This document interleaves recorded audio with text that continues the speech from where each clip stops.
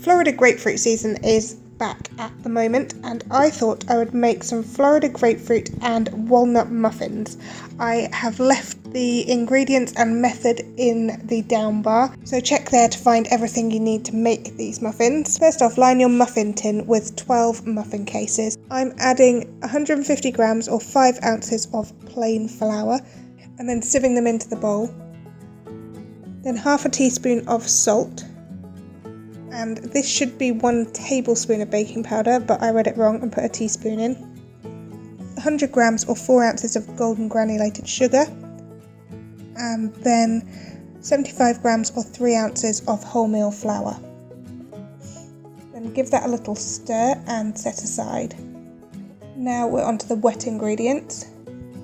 Add 75 grams or 3 ounces of butter, which is melted. I possibly should have melted this all the way down, but I didn't. Then add 1 large egg and 200 ml or 7 fluid ounces of buttermilk. And we're going to whiz that up. This is where I think I probably should have melted all the butter because it was a little bit lumpy, but it did all melt out obviously once you start cooking. So I whizzed it up using an electric whisk, which was slightly messy. Now it's time to add the dry ingredients in with the wet. So this is a flour and sugar mixture. In it goes, and then I'm adding the grapefruit, and I did add the walnuts, but my camera cut out. Once you've added all these ingredients together, you need to stir them in together. But you need to do this in a really minimal way, just enough to dampen the flour basically. The mixture should be lumpy, so don't be worried about that.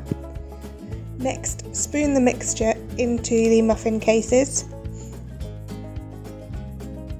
and then pop them into your preheated oven at 200 degrees. Now, I'm putting this in the Argo, which isn't that hot.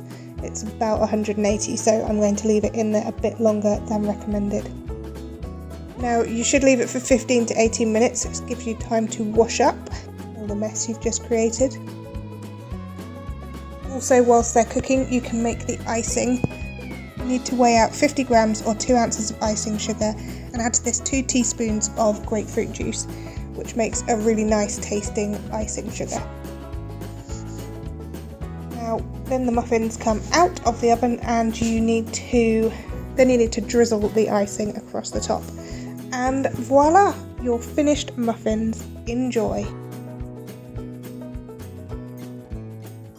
Today I am going to talk you through how to make an end slate using PowerPoint, but also including video. Firstly, open up PowerPoint and open up a